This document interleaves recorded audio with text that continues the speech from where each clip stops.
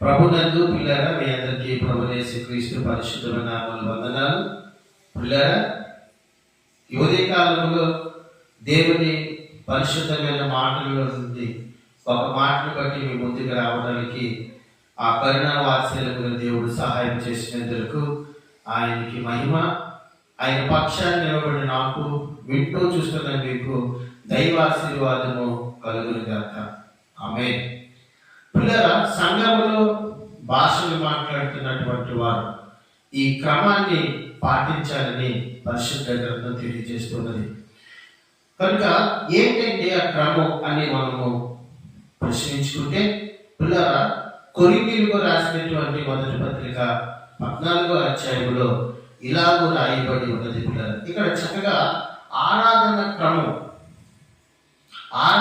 క్రమంలో చక్కని భాగాన్ని దేవుడు మనకు ఇచ్చారు. ఆరాధన క్రమం జరిగించేటప్పుడు ఎలా జరిగించాలి అన్నది కొంత మనకి ఇక్కడ దేవుడు రాయించారు.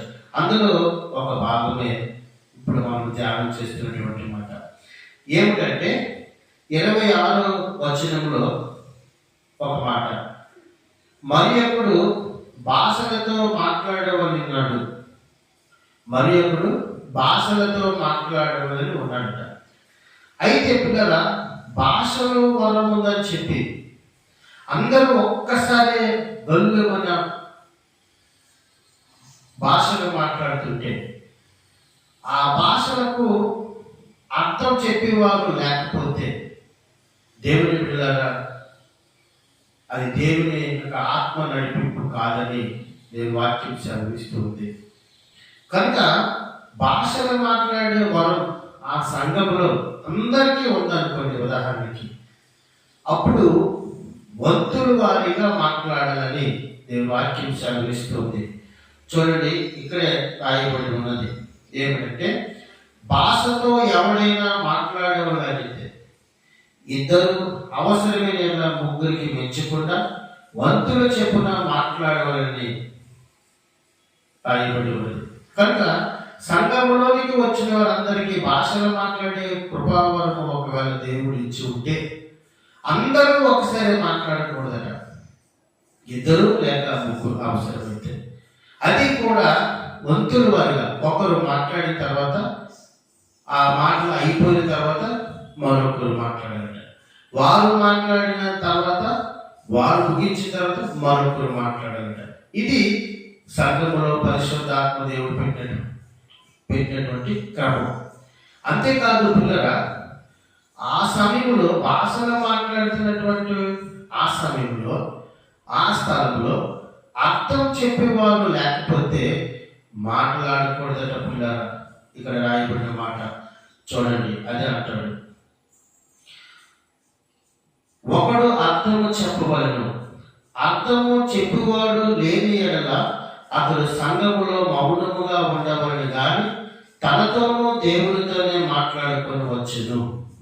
కనుక ప్రభునందు పిల్లరా, ఈ భాషలు మాట్లాడే కృపావరం దేవుడు మనకి ఇచ్చినట్లయితే ఒకరికి ఇబ్బందికరంగా కాకుండా, అన్యజనులుగా విరుద్ధంగా కాకుండా, పిచ్చి పెట్టినట్టుగా కాకుండా క్రమముగా అందరికీ అర్థమయ్యే విధముగా దేవుడు ఒక పద్ధతిగా మాట్లాడమంటున్నాడు.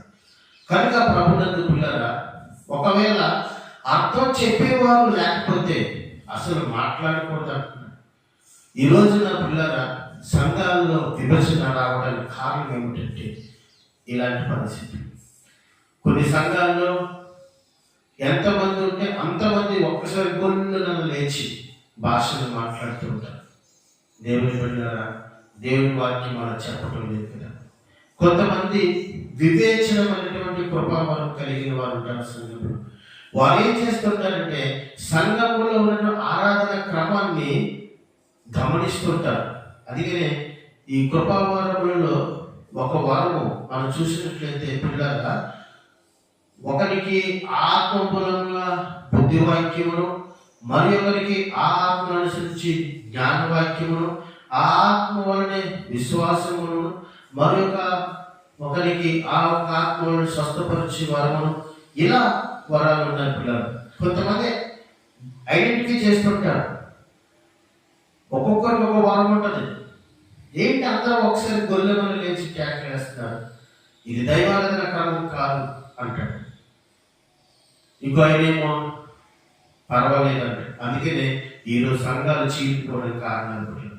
కనుక ఈ సత్యాన్ని ఎరిగి మనం అందరము కూడా వాక్యానికి అనుకూలముగా భాషలు మాట్లాడే కృపావరం నీకు నాకు ఉంటే, ఆ భాషలకు అర్థం చెప్పేవారు ఉన్న దగ్గరే మనం మాట్లాడాలి, కానీ అర్థం చెప్పేవారు లేకపోతే మాట్లాడడానికి నడిపినారు. కనుక ఈ సత్యాన్ని మనం తెలుసుకొని సత్య సంబంధాలుగా ఉండాలని దేవుడు కోరుకుంటున్నాడు.